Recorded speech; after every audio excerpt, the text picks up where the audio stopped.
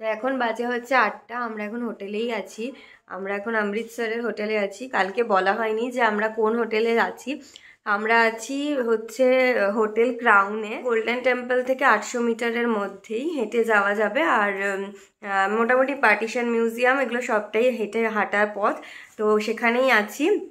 তো কালকে যেহেতু বিকেলে শুধুমাত্র গোল্ডেন টেম্পলটাই ঘুরতে পেরেছিলাম, বাকি জায়গা কোথাও যেতে পারিনি, তো আজকে তাড়াতাড়ি মানে রেডি হয়ে গেছি। তো আপাতত 7টার সময় জালিয়ানাবাগটা খুলে যায়, ওখানে যাব। দেন তারপর ওখান থেকে বেরিয়ে আমরা নেক্সট ডেস্টিনেশনে বেরিয়ে যাব। মানে আমরা হোটেল থেকে বেরিয়ে যাচ্ছি লাগেজ নিয়ে, জাস্ট একদিনের জন্য মানে আমরা এখানে ছিলাম। তো চলো আজকে ডে 2 দেখাবো কোথায় যাচ্ছি, কি কি করছি। তো অ্যাকচুয়ালি অমৃতসরে দেখার মতো বেশ কিছু জায়গা আছে, কিন্তু মানে সেটা মোটামুটি এখানে একদিন বা দুদিন না থাকলে সেটা পুরোপুরি কভার করা যায় না, কারণ প্রত্যেকটারই টাইমিং আছে। কোনোটা 7টা, কোনোটা 6টার সময় বন্ধ হয়ে যায়। তো দেখা যাক আজকে কী কী করতে পারি নেক্সট ডেস্টিনেশনে যাওয়ার আগে। তো চলো। তো এটা হচ্ছে আমাদের পার্টিশন মিউজিয়াম। কালকে আমি রাত্রিবেলা দেখিয়েছিলাম, বাট সকালে আরও ক্লিয়ার ভিউ একটা দেখাচ্ছি। তো বাট এটা সকালে এখন খোলেনি, এটা এখন 10টা নাগাদ খুলবে। তো আমরা এখন ফার্স্টে জালিয়ানওয়ালাবাগটা দেখে নিয়ে দেন তারপরে মিউজিয়ামটা দেখব। এই জায়গাটাতে কালকে রাত্রিরে লাইটিং ছিল, প্রচুর ভালো লাগছিল দেখতে। এখন দিনের বেলা বন্ধ। ছোট একটা ট্রেনও আছে, বোধহয় ট্রেনে করে ঘোরায়। The town hall. তো চলো ভেতরে যাই, দেখি। ওরা সব দৌড়াদৌড়ি করছে। সকালের মার্কেট, কি সুন্দর পায়রাগুলো উড়ে উড়ে চলে যাচ্ছে, ভাল লাগছে দেখতে। কালকে তো এই রাস্তা দিয়ে টেম্পল গেলাম, টেম্পলটা কি আরেকটু এটা ছাড়িয়ে? এই হচ্ছে জালিয়ানওয়ালাবাগের এন্ট্রি।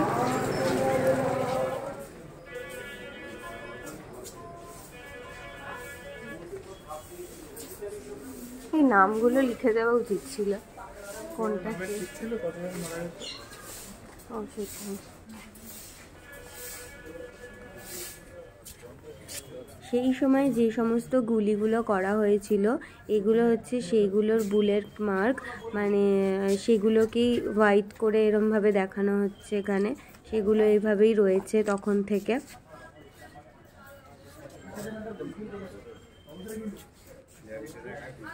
এত বড় বড় গুলি।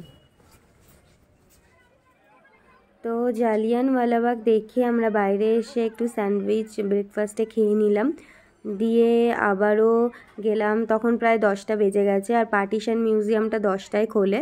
তো এবার আমরা যাব হচ্ছে পার্টিশন মিউজিয়ামটাতে। ওখানে এন্ট্রি ফির জন্য লাগে 10 টাকা করে।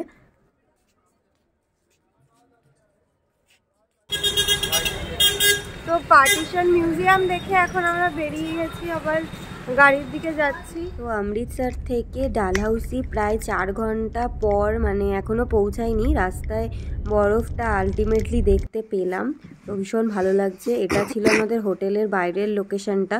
সেখানেও এসে দেখছি চারপাশে জাস্ট বরফ পড়ে আছে, মানে হয়তো সকালেই মানে তুষারপাত হয়েছে।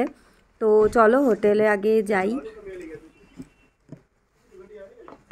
জাস্ট দেখো আমাদের হোটেলের ব্যালকনির নিচে ঠিক এই রকম বরফ পড়ে আছে, আর দূরে পাহাড়টা দেখো, জাস্ট কতটা ভালো লাগছে, মানে মনে হচ্ছে পুরো সাদা। ভীষণ ভীষণ সুন্দর লাগছে এখান থেকে। আমার তো মনে হচ্ছে এখানেই বসে থাকি, এই ব্যালকনিটা থেকে জাস্ট সূর্যের ভিউটা দেখা যাচ্ছে, জাস্ট ওয়াও লাগছে। আচ্ছা, আর আমরা এখানে আছি হিমাচল ট্যুরিস্টের মণি মহেশ যে হোটেলটা আছে সেটাতে আছি আমরা। আমাদের আগে থেকে বুকিং করা ছিল, জাস্ট আমরা এসে এক্ষুনি ঢুকলাম। তো লাঞ্চ এখানে আমরা ঘরেই অর্ডার দেব, ঘরে বসেই খাবো, খেয়ে তারপরে বেরোবো। মানে এদের রেস্টুরেন্টও আছে, ওখান থেকেই অর্ডার দেবো। এই হচ্ছে আমাদের হোটেলের রুমটা। তো এখন হচ্ছে আমরা একটু লাঞ্চ করব বলে বেরিয়েছি, বাট জানি না সামনে কি পাবো, দেখা যাক। এই হচ্ছে রাস্তা, এই যে বরফ জমে আছে এখনো। চলো যাই। এখন পুরো সন্ধে হয়ে গেছে, পাহাড়ের সন্ধে হয়ে গেছে। এখন আমরা একটু যাব, এখানে সুভাষ মার্কেট আছে, সুভাষ চক আছে, সেখানে যাব একটু ঘুরতে। পুরো সন্ধে হয়ে গেছে, চারপাশ ভীষণ ভালো লাগছে।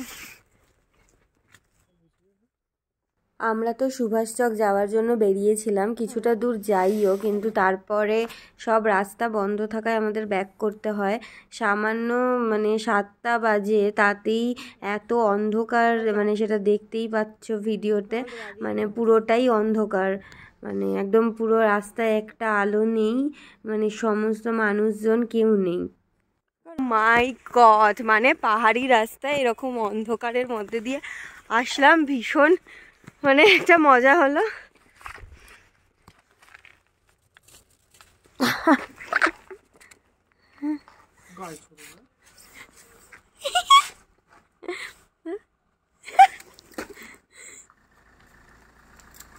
হ্যাঁ, করতেই পারলো না, পড়ে গেল, জমে গেছে।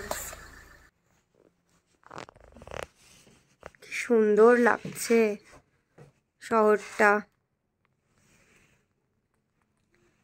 কখন স্নো পড়েছে জানি না, এখনো তো এখানে কিছুই নেই, এখনো ডালহাউসিতেই আছি। তবে এতটাই স্নোফল হয়েছে যে আমরা কোথাও যেতেই পারলাম না, মাঝ রাস্তায় বেরিয়ে ফিরে এখন চলে আসতে হলো। বেরিয়েছিলাম কিন্তু কোথাও যেতে পারলাম না, কারণ সব দিকের রাস্তা এখানে বন্ধ হয়ে গেছে, গাড়ি পুরো জ্যামে পড়ে গেছে।